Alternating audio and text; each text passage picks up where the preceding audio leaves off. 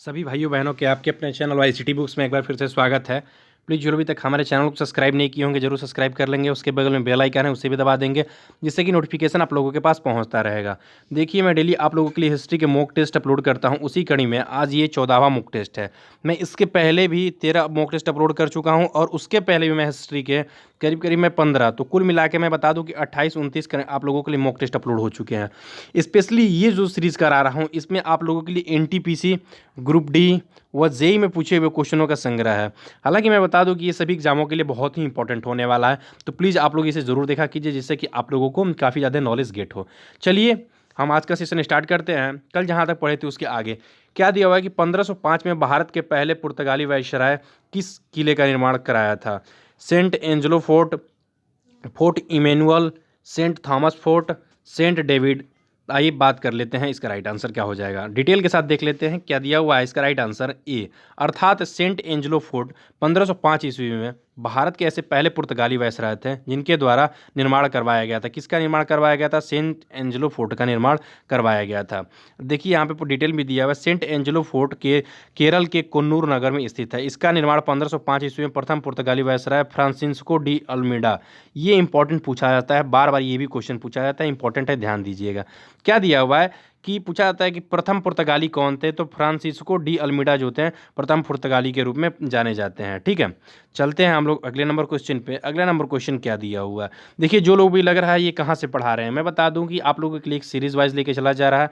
यह मैं अब आधुनिक पे आ चुका हूँ। मैं इसके पहले प्राचीन और मध्यकालीन इतिहासों को भी पढ़ा चुका हूँ।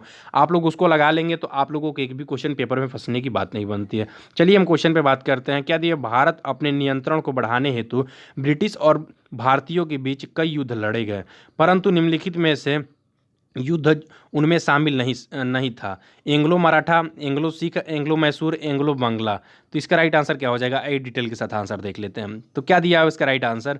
दिया हुआ है एंग्लो बांग्ला। भारत ने अपने नियंत्रण को बढ़ाने हेतु ब्रिटिश और भारतीयों के बीच कई युद्ध लड़े, परंतु एंग्लो बांग्ला युद्ध इसमें शामिल था। 23 जून 1757 ईस्वी को बांग्ला के पलासी में ये युद्ध हुआ था, जो अंग्रेजों और बंगाल के नवाब सिराजुद्दौला के मध्य हुई थी, जिसमें नवाब की हार हुई थी। इंपॉर्टेंट है, याद रख लीजिएगा, बहुत ही इंपॉर्टेंट क्वेश्चन है। ये क्वेश्चन आप लोगों को 100% पेपर में देखने को मिल सकता है। ठीक है, चलते हैं अगले नंबर क्वेश्चन पे। अगला नंबर क्वेश्चन क्या दिया हुआ है? देखिए मैं आप लोगों के लिए आंसर इसलिए हिडन करता हूं कि आप लोग पहले खुद से बताने की कोशिश करिए कीजिए। ठीक है, अगर आप लोग खुद से बताएंगे तो आप लोगों को ये होगा कि हाँ मैं इस आंसर को सही आंसर कर पाया। उसके बाद तो मैं आप लोगों को आंसर के साथ डिटेल भी बताऊंगा ही। तो बात करते हैं क्या दिया हुआ है क्वेश्चन कि भारत में ईस्ट इंडिया कंपनी की सत्ता को जमाने से पहले भारत किसके बने मुलायम कपड़ों का निर्यात करता था? केवल सूती, केवल रेशम, केवल नायलॉन, केवल सूती व रेशम। तो आइए हम लोग देखिए एनटीपीसी में पूछा हुआ क्वेश्चन है, डिटेल के साथ हम लोग इसका आंसर देख लेते हैं। तो इसका राइट आंसर क्या दिया हुआ है? सूती व रेशम। भारत में ईस्ट इंडिया कंपनी की सत्ता को जमाने से पहले सूती एवं रेशम से बने मुलायम कपड़ों, मसालों, मोती आदि का निर्यात करता था। देखिए जो लोग भी करंट की हमारी वीडियोस देखते होंगे उनको मैं एक पॉइंट बता दे दूं कि अभी हाल ही में मोदी जी के द्वारा क्या किया गया, 20 लाख करोड़ का एक आर्थिक पैकेज का ऐलान किया गया। इसका सबसे बड़ा उद्देश्य है कि भारत आत्मनिर्भर हो।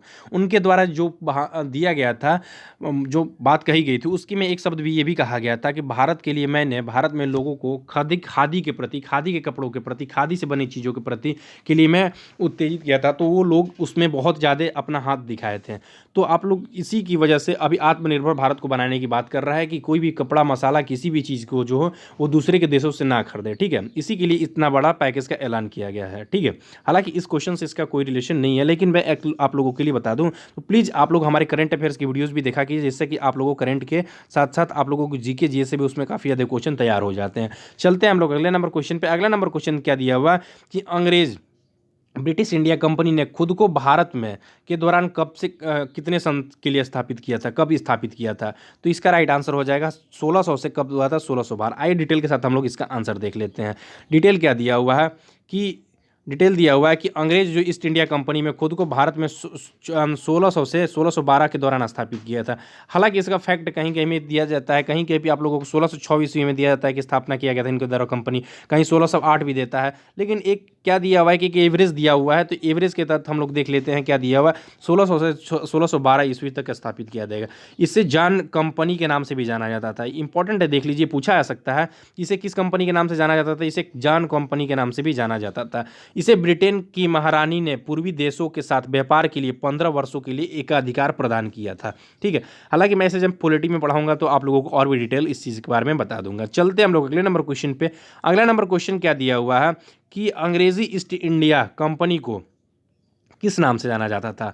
तो अभी हमने बता दिया, क्या दिया हुआ है कि जॉन कंपनी के नाम से भी इसे जाना जाता था, ईस्ट इंडिया कंपनी को। चलते हैं हम लोग अगले नंबर पॉइंट पे। देखिए यहाँ क्वेश्चन पूछा हुआ, मैंने पूछा था ना कि क्वेश्चन ही पूछा जा सकता है। देखिए आप क्वेश्चन देखिए पूछा हुआ एनटीपीसी में। आप लोगों को खुद से अनुमान लग जाना चाहिए कि जो एनटीपीसी का लेवल होता है भाई वो बहुत बड़ा होता है, इसलिए कि एनटीपीसी में आप लोगों को इजी क्वेश्चन तो छोड़ ही दीजिए, आप लोगों को या तो मॉडरेट देखने को क्वेश्चन मिलेंगे या तो हार्ड क्वेश्चन देखने को मिलेंगे। तो आप लोगों को ये क्वेश्चन जो हम करा रहे हैं ये आपको कहीं भी देखने को नहीं मिलेंगे।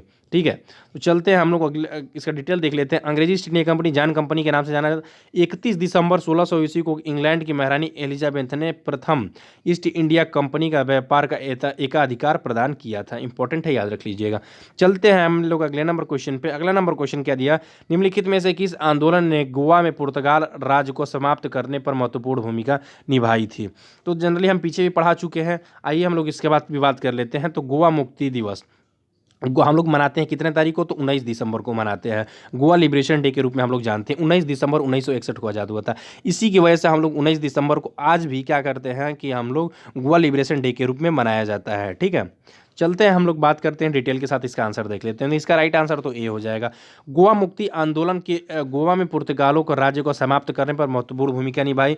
गोवा मुक्ति दिवस प्रतिवर्ष 19 दिसंबर को मनाया जाता है। 19 दिसंबर 1961 को भारतीय सेना ने ऑपरेशन विजय शुरू कर गोवा, दामन दीव तथा अन्य अजय दीवा आइलैंड को पुर्तगाली शासन से मुक्त करवाया था। 30 मई 1987 को गोवा का पूर्ण जो राज्य का दर्जा दिया गया और इस प्रकार गोवा को भारतीय गणराज्य में 25वां राज्य बना लिया गया। इंपॉर्टेंट है, देखिए ये क्वेश्चन बार बार पूछे जाते हैं कि ये राज्य कौन-सा राज्य है। जैसे सिक्किम का कब बना, तो 1975 में बना। जैसे इसी तरह पूछा जा सकता है तेलंगाना कब बना, झारखंड कब बना। इस तरह के क्वेश्चन आप लोगों को पूछे जाते हैं पेपर में। तो एक आप लोगों को इस तरह की जो भी चेन होती है आप लोगों को याद करना होगा। ठीक है, चलते हैं हम लोग अगले नंबर क्वेश्चन पे। अगला नंबर क्वेश्चन क्या दिया हुआ है कि 1600 ईस्वी में भारत में व्यापार चौकियों की स्थापना करने के लिए किसके द्वारा ईस्ट इंडिया कंपनी का एकाधिकार दिया गया? तो जनरली हम लोग पढ़ चुके हैं, आइए डिटेल के साथ आंसर देख लेते हैं। डिटेल क्या दिया, महारानी एलिजाबेथ प्रथम।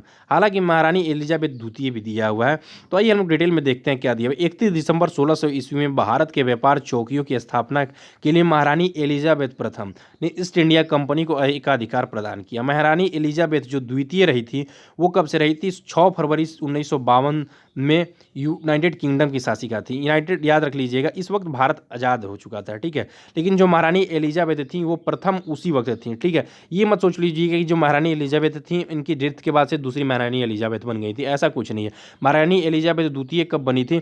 1952 में बनी थी। अब हम बात कर लेते हैं कि एक दिया हुआ किंग जॉर्ज फिफ्थ के बारे में दिया हुआ है यहाँ पे। ठीक है, ब्रिटेन और ब्रिटेन उपनिवेशकों को भारत में सम्राट बनाया गया था, ये भी इंपॉर्टेंट है, याद रख लीजिएगा। चलते हैं अगले नंबर पॉइंट पे। ये भी तो जनरली सभी लोगों को पता होगा, जो लोगों को अगर ये क्वेश्चन नहीं पता समझ लिए वो हिस्ट्री में मतलब कुछ नहीं जानते हैं। वास्को डी गामा भारत कब आया था? तो इसका राइट आंसर क्या हो जाएगा? 1498 ईस्वी में। 1498 ईस्वी में जो वास्को डी गामा था वो क्या आया था? भारत आया था। बहुत इंपॉर्टेंट क्वेश्चन है, पूछा जाता है। अच्छा, एक क्वेश्चन तो अब तो ये जनरली आमतौर पर ये क्वेश्चन हो गया। एक हम आप लोगों से क्वेश्चन पूछें, चलिए मैं बता ही देता हूँ। देखिए आजकल अब ये क्वेश्चन जनरली देखने को नहीं मिलते हैं कि वास्को डी गामा 1498 ईस्वी में आया था। एक क्वेश्चन ये पूछा जाता है कि वास्को डी गामा दूसरी बार भारत कब आया था? बहुत ही इंपॉर्टेंट बनता है, तो याद रख लीजिएगा वास्को डी गामा जो दूसरी बार भारत आया था तो 4 साल बाद अर्थात 1502 ईस्वी में आया था। कब आया था? 1502 ईस्वी में दूसरी बार आया था। हालांकि वो किस लिए आया था? तो ये जब वास्को डी गामा जब भारत से गया था तो ये मसालों के साथ गया था, तो इसके द्वारा ये देखा गया कि यहाँ पे कई प्रकार के मसाले हैं, यहाँ पे कई प्रकार के मतलब बहुत सारी चीज़ें ऐसी थी जो इसमें इसके द्वारा पाई गई यहाँ पे। इसके वजह से इसके द्वारा क्या किया गया कि ये गया और वापस वहाँ से आया और यहाँ से मतलब व्यापार करने के बाद सोचने लगा, चाहे बहुत सारी चीज़ों को यहाँ पे ढूंढने की बात करने लगा। तो वास्को डी गामा जो था वो कब आया था भारत? दूसरी बार 1502 ईस्वी में है आया था। इंपॉर्टेंट है, याद रख लीजिएगा, ये भी क्वेश्चन पूछा हुआ क्वेश्चन है, याद रख लीजिएगा। ठीक है, चलते हैं हम लोग, देख लीजिए पॉइंट भी दिया हुआ। वास्को डी गामा भारत के पश्चिमी तट पर स्थित कालीकट, ये जनरली पता होता है सभी लोग का है, कालीकट स्थान पर आया था। भारत के यूरोपों के बीच समुद्री मार्ग से इसके द्वारा खोज किया गया था। ठीक है, चलते हैं हम लोग अगले नंबर क्वेश्चन पे। अगला नंबर क्वेश्चन तो वहीं दिया हुआ है, क्या वास्को डी गामा समुद्र के रास्ते भारत कब आया था, कई तरीके से पूछे। देखिए एनटीपीसी में पूछा हुआ क्वेश्चन था और ये जो पूछा हुआ है एएलपी में पूछा हुआ क्वेश्चन है। ठीक है, चलते हैं हम लोग अगले नंबर क्वेश्चन पे बात करते हैं। स्वतंत्रता के पूर्व निम्नलिखित में से कौन सी एक फ्रांसीसी कॉलोनी नहीं थी। स्वतंत्रता के पूर्व बात कर रहा है, आइए डिटेल देख लेते हैं। तो क्या दिया हुआ है इसका राइट आंसर नहीं दिया हुआ है। ठीक है, तो बात कर लेते हैं डिटेल क्या है। तो स्वतंत्रता के पूर्व फ्रांसीसियों ने सूरत, पुदुचेरी, मसूलीपट्टनम तथा चंद्रनगर की व्यापारिक कोठियों को स्थापित किया था। इसी की वजह से अभी इसको राइट आंसर इसको नहीं माना गया है। ठीक है, तो देखिए यहाँ पे सूरत भी दिया हुआ था, पुदुचेरी दिया हुआ था, इसी की वजह से इसको आंसर गलत मान लिया गया है। तो बात किया जा रहा है कि स्वतंत्रता के पूर्व जो फ्रांसीसियों ने सूरत, पुदुचेरी, मसूलीपट्टनम तथा चंद्रनगर के व्यापारिक कोठियों को स्थापित किया था, जबकि माहे, कराईकल तथा यमन के युद्ध द्वारा अधिकार कर लिया गया था। अंततः उपयुक्त विकल्पों में से गोवा तथा पटना दोनों ही जगहों पर स्वतंत्रता पूर्व कॉलोनियां नहीं थी। फलस्वरूप दो विकल्प सही है। इस कारण आरआरबी ने इस प्रश्न को मूल्यांकन नहीं किया था, याद रख लीजिएगा, इंपॉर्टेंट है। ठीक है, तो चलते हैं अगले नंबर क्वेश्चन पे। अगला नंबर क्वेश्चन क्या दिया हुआ कि पुर्तगाली व्यापारी गोवा को भूमि पर पहली बार किस सदी में आए थे। तो जनरली अभी हम लोग पता पढ़ ही लिए हैं, तो चलते हैं हम लोग इसका राइट आंसर देख लेते हैं। 1502 ईस्वी में वास्को डी गामा दूसरी बार, देखिए अभी मैंने जिक्र नहीं किया, देखिए यहाँ पे दिया भी है। क्या दिया हुआ है कि 1502 ईस्वी में क्या आया, वास्को डी गामा क्या हुआ था, दूसरी बार भारत आया था। 1503 ईस्वी में पुर्तगालियों ने कोचीन में पहली व्यापारिक फैक्ट्री स्थापित कर दिया। व्यापारिक संबंधों को स्थापना हो जाने के बाद भारत ने कलिकट, कन्नूर और कोचीन में प्रमुख पुर्तगाली केंद्रों के साथ उभरे और 1510 ईस्वी में पुर्तगाली गवर्नर अल्बुकर्क, याद रख लीजिएगा, ये बहुत ही इंपॉर्टेंट क्वेश्चन है, अल्बुकर्क के बारे में पूछा जाता है, ने बीजापुर के आदिल शाही सुल्तान से गोवा जीत लिया। गोवा की विजय के दक्षिण पश्चिम समुद्र के तट में पुर्तगाली नौसैनिक प्रभुत्व मुहर लगा दिए गए थे। ठीक है, इंपॉर्टेंट है, याद रखिए, इस पॉइंट को आप लोग पॉज करके भी वीडियोज़ को देख सकते हैं। चलते हैं हम लोग अगले नंबर क्वेश्चन पे। अगला नंबर क्वेश्चन क्या दिया हुआ है, यूरोपीय व्यापारी 1498 ईस्वी में पुर्तगाली अन्वेषण वास्को डी गामा के आगमन के साथ पहले भारतीय तटों पर किस शहर के नज़दीक पहुंचे थे। कोचिन, कलकत्ता, चेन्नई, कालीकट। आइए डिटेल देख लेते हैं हम लोग इसका क्या दिया हुआ। तो डिटेल दिया हुआ है कि यूरोपीय व्यापारी वास्को डी गामा 1498 ईस्वी में कालीकट पहुंचा था। वहां के राजा जयमेरिन ने उनका स्वागत किया तथा उसे मसाले, जड़ी बूटियाँ इत्यादि ले जाने की आज्ञा भी दिया था। इंपॉर्टेंट है, याद रख लीजिएगा। तो ये भी हम लोग क्वेश्चन देख ही चुके हैं। तो कहाँ पे पहुंचा था, तो कालीकट में पहुंचा था। ठीक है, अब मैंने इसको बारे में बताया था कि मसाले और जड़ी बूटियाँ आदि ले जाने की आज्ञा दिया गया था। वहाँ के राजा जो जिमेरिन थे उनका स्वागत किया गया था, इसी के लिए वो दोबारा भारत में 502 ईस्वी में आया था। फ्रांसीसी खोजकर्ता वास्को डी गामा पहली बार समुद्र के रास्ते भारत में कहाँ उतरा था, तो हम लोग पढ़ ही चुके हैं, कहाँ हुआ था कंपा काबडू, केरल, अर्थात हम लोग जो अभी नाम से जानते हैं कालीकट के बंदरगाह। ठीक है, अगला नंबर क्वेश्चन क्या दिया हुआ, अगला नंबर क्वेश्चन दिया है कि पुर्तगालियों द्वारा वर्ष 1662 में भारत के राजा चार्ल्स द्वितीय व पुर्तगाल के राजा की बहन से शादी करने पर दहेज के रूप में किस भारतीय शहर को उपहार स्वरूप दिया गया था। इंपॉर्टेंट है, क्वेश्चन पढ़िए और क्वेश्चन में ही आप लोगों को एक दो आंसर मिल जाएंगे।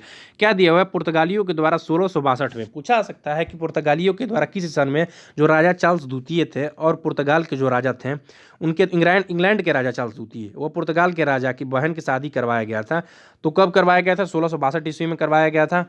और इसके मतलब उपहार में कौन से शहर जो दिया गया था, आइए हम लोग बात कर लेते हैं। तो इसका जो राइट आंसर हो जाएगा, क्या हो जाएगा, इसका राइट आंसर हो जाएगा ये, मुंबई शहर को दिया गया था। ठीक है, मुंबई 7 द्वीपों का एक समूह जिसे कि 1534 ईस्वी में पुर्तगालियों ने गुजरात के बहादुर शाह से छीना था। पुर्तगालियों ने वर्ष 1661 ईस्वी में इंग्लैंड के राजा चार्ल्स द्वितीय और तथा पुर्तगाली राजकुमारी कैथरीन डी ब्रांगजा कि विवाह के अवसर पर दहेज के स्वरूप में मुंबई चार्ल्स को भेंट कर दिया था। ठीक है, इंपॉर्टेंट है, याद रख लीजिएगा। चलते हैं हम लोग अगले नंबर पॉइंट पे। अगला नंबर पॉइंट क्या दिया हुआ है, अगला नंबर पॉइंट दिया कि भारत में अंग्रेजों द्वारा निर्मित पहला किला कौन सा था।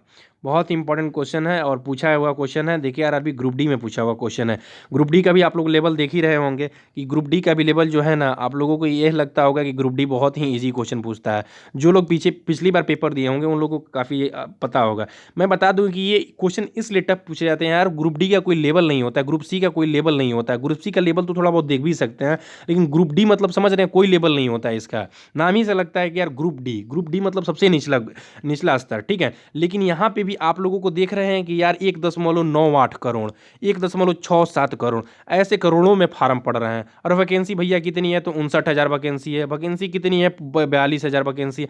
अरे यार, तो इतनी ज़्यादा वैकेंसियाँ में यार उनको अगर ये देने लगेंगे कि भारत के प्रथम प्रधानमंत्री कौन थे, तो भला उन लोगों का पेपर वो साइन करने में बना 99% और 100% भी मेरिट जाने लगेगा जब ऐसे क्वेश्चन देने लगेंगे तो। ठीक है, आप लोग देख रहे हैं इसी समय कि कितना मेरिट जा रहा है। तो यार क्वेश्चन ऐसे पूछे जाएंगे आप लोगों को, और आरआरबी के एग्जाम में तो खास तौर से पूछे जाते हैं। स्टेट एग्जाम में तो आप लोगों को जीएस इतने लेवल को नहीं देखने को मिलते हैं।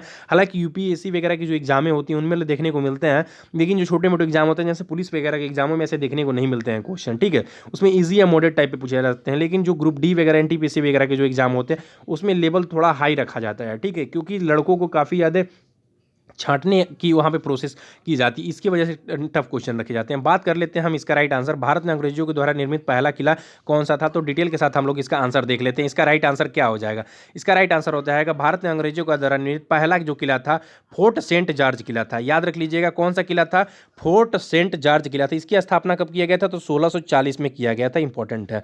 ब्रिटिश ईस्ट इंडिया कंपनी के कर्मचारी फ्रांसिस डे ने मद्रास में करवाई थी। इस किले को व्हाइट टाउन के नाम से भी जाना जाता है। पूछा जा सकता है कि जो अंग्रेजों के द्वारा पहला किला स्थापित किया गया था और उसके जगह पे आप लोगों को फोर्ट सेंट जॉर्ज न देकर दे दिया जाएगा, व्हाइट टाउन दे दिया जाएगा, तो आप लोग इसको भी देख लीजिएगा, व्हाइट टाउन भी उसको कहा जाता था। इंपॉर्टेंट है। चलते हैं हम लोग अगले नंबर क्वेश्चन पे। अगला नंबर क्वेश्चन क्या दिया हुआ है कि केप ऑफ गुड होप कहाँ स्थित है। पूछा जा रहा है केप ऑफ गुड होप कहाँ पे स्थित है, रूस, दक्षिण अफ्रीका, अर्जेंटीना, जर्मनी। देखिए आरआरबी ग्रुप डी में पूछा हुआ क्वेश्चन है। आप लोग शायद ही इस तरह के क्वेश्चन आप लोग पेपर में देखे होंगे, चाहे किसी भी एग्जाम में देखे होंगे, चाहे इस तरह के क्वेश्चन देखने को मिलते होंगे आपको कहीं भी। देखिए हम लोग डिटेल देख लेते हैं। डिटेल क्या दिया हुआ है कि केप ऑफ गुड होप में उत्मांसा अंतरीप कहा जाता है। यह दक्षिण अफ्रीका के पश्चिमी तट पर स्थित पुर्तगाली यात्री वास्को डी गामा ने उत्तर मानसा अंतरीप से होकर भारत की खोज 1498 में किया था। इंपॉर्टेंट है, याद रख लीजिए। फिर से एक बार देख लीजिए, दक्षिण अफ्रीका, ये दक्षिण केप ऑफ गुड होप कहाँ पे है, तो उत्तरमांसा अंतरीप भी कहा जाता है यहाँ पे। ये दक्षिण अफ्रीका के पश्चिमी तट में स्थित है।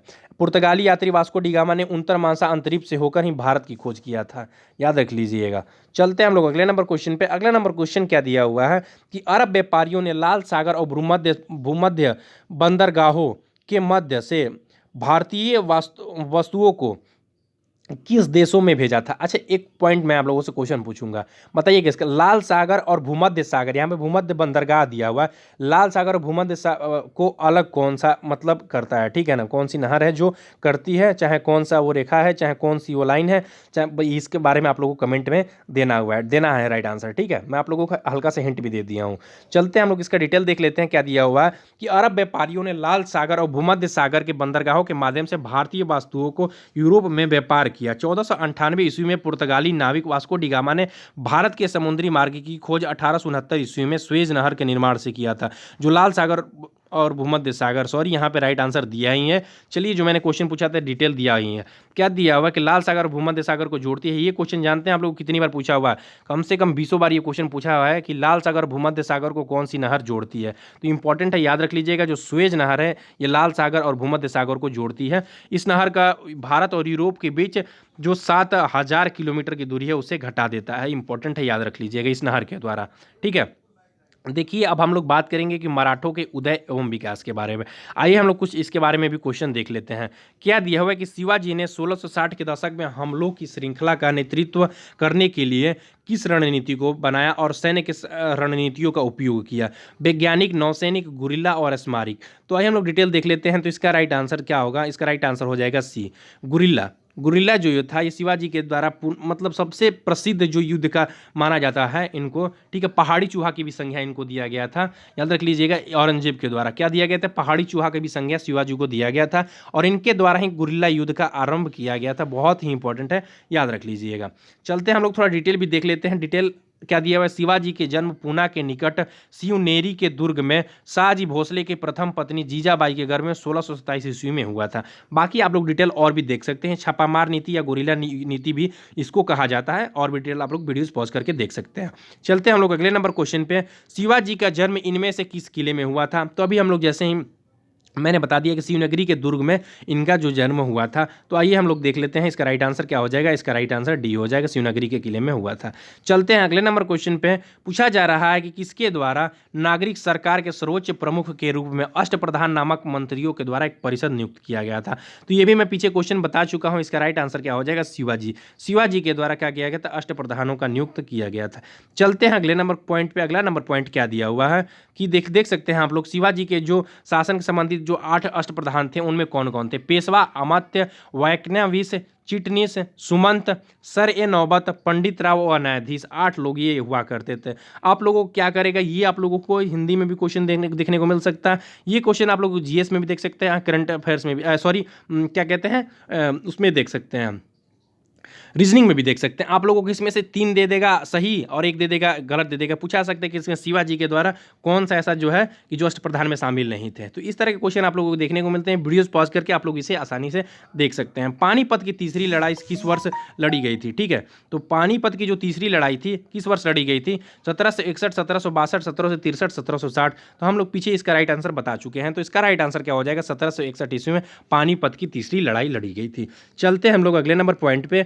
तो अगले नंबर पॉइंट क्या दिया है, पानीपत के तीसरे युद्ध में अहमद शाह अब्दाली ने किससे युद्ध किया था। तो अहमद शाह अब्दाली ने किसके साथ युद्ध किया था, तो इसका राइट आंसर क्या हो जाएगा, राइट आंसर हो जाएगा सी, मराठों के साथ किया था। इंपॉर्टेंट है, याद रख लीजिएगा कि अहमद शाह अब्दाली जो था उसके साथ किसके साथ युद्ध किया गया था, तो वो अहमद शाह अब्दाली का। प्रथम युद्ध के बारे में मैं पढ़ा चुका हूँ। द्वितीय प्रथम युद्ध कब हुआ था, 1556 में हुआ था। द्वितीय युद्ध कब हुआ था आप लोगों को, सॉरी 1515 जो पहला युद्ध 1526 में, दूसरा जो युद्ध 1556 में हुआ, तीसरा जो युद्ध था 1761 में हुआ था। इंपॉर्टेंट है, याद रख लीजिएगा। मैं पीछे भी पढ़ा चुका हूँ। जो लोग भी हमारी वीडियोस नहीं देखे होंगे पीछे की वीडियो जाकर आसानी से देख लेंगे तो पता भी चल जाएगा। क्या दिया हुआ है, साल भाई की संधि पर किस वर्ष में हस्ताक्षर किए गए जिसमें एंग्लो मराठा युद्ध को समाप्त कर दिया गया। जून 1782, मई 1782, अप्रैल 1782, अगस्त 1782। देख लीजिए कितना कंसेप्चुअल क्वेश्चन है। आप लोगों को इसी से अंदाजा लग जाना चाहिए ना कि यार पेपर का लेवल क्या होता है। आरआरबी ग्रुप डी में पूछा हुआ क्वेश्चन है। देखने में तो लग रहा है कि यार ये तो ग्रुप डी का पूछा हुआ क्वेश्चन है। और देख रहे हैं ना, सिर्फ मई, जून, अप्रैल और अगस्त। पेपर को टफ करने का यही तरीका होता है। पेपर किस तरह टफ किए जाते हैं लोग सोचते हैं। 1782 तो सभी लोग पढ़ के गए होंगे, सोचते होंगे यार यार मंथ पढ़कर क्या करेंगे। लेकिन देख रहे हैं आरआरबी ग्रुप डी में ये क्वेश्चन, मैं बता दूं ना कि जो लोग भी अगर पढ़ के भी गए होंगे ना, उनके कंट्रडिक्शन बना होगा, संदेह बना होगा। और ये इसमें से मैं बता दूं कि 90% लोग ये क्वेश्चन गलत करके आएंगे। जो लोग पूरी तरह से अगर अच्छे तरह से पढ़े होंगे वही लोग इसका आंसर सही करके आ पाएंगे, समझ रहे हैं। और इससे भी ज़्यादा टफ बनाना रहेगा तो डेट भी दे देगा, समझ लीजिए। मई दे देगा पूरा महीना, उसके बाद डेट दे देगा। अगस्त दे देगा पूरा महीना, डेट देगा। सन तो रहेगा ही, ठीक है। आइए डिटेल देख लेते हैं क्या दिया हुआ। इसका राइट आंसर क्या हो जाएगा, बी हो जाएगा, मई। 17 मई 1782 ईस्वी को ईस्ट इंडिया कंपनी के द्वारा पूना दरबार के बीच हुई थी। फरवरी 1783 ईस्वी में पेशवा की सरकार की इसकी पुष्टि कर दी गई थी। इसके फलस्वरूप 1775 ईस्वी में चला आ रहा प्रथम आंग्ल मराठा युद्ध क्या हो गया था, समाप्त हो गया था। इंपॉर्टेंट है, याद रख लीजिए। वीडियोस पॉज करके भी इसका देख सकते हैं राइट आंसर, ठीक है। चलते हैं हम लोग अगले नंबर क्वेश्चन पे। अगला नंबर क्वेश्चन क्या दिया है, मराठों ने, पूछा जा रहा है कब अहमद शाह अब्दाली से पराजित होकर सत्ता खो दी थी। 1762 में, 1761 में, 1763 में, 1764 ईस्वी में। तो हम लोगों ने बता ही दिया। इसका राइट आंसर क्या हो जाएगा, पानीपत के तीसरे युद्ध में अपनी सत्ता को खो दिया था, ठीक है। आइए हम लोग पीछे से जो पढ़े हुए हैं उसके एक बार फिर से रिवीजन कर लें। जब अभी 1526 ईस्वी में जो दिया था, क्या था, पानीपत का प्रथम युद्ध था। पानीपत का प्रथम युद्ध मैंने बताया 1526 ईस्वी में बाबर और इब्राहिम लोदी के बीच में लड़ा गया था, जिसमें बाबर विजय हुआ था और इब्राहिम लोदी हारा था। द्वितीय विश्व 1526 ईस्वी में अकबर हेमू के बीच हुआ था, इसमें अकबर क्या हुआ था, विजय हुआ था। ये भी पॉइंट याद रख लीजिएगा, ठीक है। क्या दिया हो, वसीन की संधि किस वर्ष पर हस्ताक्षर किए गए थे। देखिए आरआरबी ग्रुप डी में क्वेश्चन पूछा हुआ है। तो मैं बता रहा हूं भाइयों ना कि अगर इस तरह क्वेश्चन पेपर में देखने को मिल जाएंगे ना, तो आप लोग काफ़ी ज़्यादा क्वेश्चन गलत करके आएंगे। देख रहे हैं किस तरह क्वेश्चन पूछे गए हैं ग्रुप डी में। वसीन की संधि किस वर्ष हस्ताक्षर किए गए थे, तो वसीन का जो संधि था 1802 ईस्वी में हस्ताक्षर किए गए थे। कब किए गए थे, 1802 ईस्वी में। वसीन की संधि पर पेशवा बाजीराव की द्वितीय व अंग्रेजों के मध्य में 31 दिसंबर 1802 ईस्वी को हुई थी। इस संधि के तहत पेशवा ने 6000 अंग्रेजी सैनिकों को एक टुकड़ी पूना में रखकर स्वीकार किया था। इंपॉर्टेंट है, याद रख लीजिएगा। ठीक है, चलते हैं हम लोग कुछ पॉइंट्स मैं बता दूं कि एक क्वेश्चन और भी दिया हुआ है, क्या दिया, महाराणा प्रताप के घोड़े का नाम क्या था। तो जनरली ये मुझे उम्मीद है कि लगभग 100% लोगों को पता होगा कि चेतक जो था क्या है, महाराणा प्रताप के घोड़े का नाम था। बात और भी डिटेल कर लेते हैं। महाराणा प्रताप के सबसे प्रिय प्रसिद्ध नीलवर्ण मूल मूल जो था घोड़े का नाम चेतक था। हल्दी घाटी 1576 ईस्वी में युद्ध के चेतक ने अपनी अद्वितीय स्वाभिमान और बुद्धिमत्ता एवं वीरता का परिचय देते हुए धात्व का बादल रानी लक्ष्मीबाई के घोड़े का नाम था। इंपॉर्टेंट है, याद रख लीजिएगा, ठीक है ना। इसको वीडियो पॉज करके भी आप लोग देख सकते हैं। तो भाइयों देखिए, इसमें मैं बता दूं कि इसमें करीब करीब 25 से लेकर 30 क्वेश्चन के अप्रोक्स हैं। इसमें मैं बता दूं कि देखिए, इसमें जो भी क्वेश्चन का लेवल है ना, थोड़ा सा टफ रखा गया है। इसमें मॉडरेट और हाई क्वेश्चन रखे गए हैं, क्योंकि अब पेपर में आप लोगों को इसी प्रकार के क्वेश्चन देखने को मिलेंगे। तो प्लीज़ आप लोग हमारे चैनल को सब्सक्राइब कर लीजिए। करंट अफेयर्स की मॉर्निंग की वीडियो जरूर देखा कीजिए। टेक्निकल की भी क्लासेस स्टार्ट हो गई हैं, और हमारे चैनल के सब्सक्राइब करने के साथ साथ आप लोग नोटिफिकेशन भी दबा लीजिएगा, जिससे कि आप लोगों को किसी प्रकार की वीडियो जो क्लासेज हो, आप लोग को उसकी नोटिफिकेशन मिल जाए। मैं बता दूं कि ये वीडियो शाम को 7 PM पे अपलोड कर दी जाती है। करंट अफेयर्स की वीडियो 7 AM पे अपलोड कर दी जाती है। आप लोगों की मैं बता दूं कि टेक्निकल की क्लासेस भी स्टार्ट कर दी गई है, तो प्लीज़ आप लोग उसे भी देखा कीजिए, ठीक है। तो चैनल को जरूर सब्सक्राइब कर लीजिए, और वीडियो अच्छा लगे तो लाइक कीजिएगा। थैंक यू दोस्तों, थैंक यू।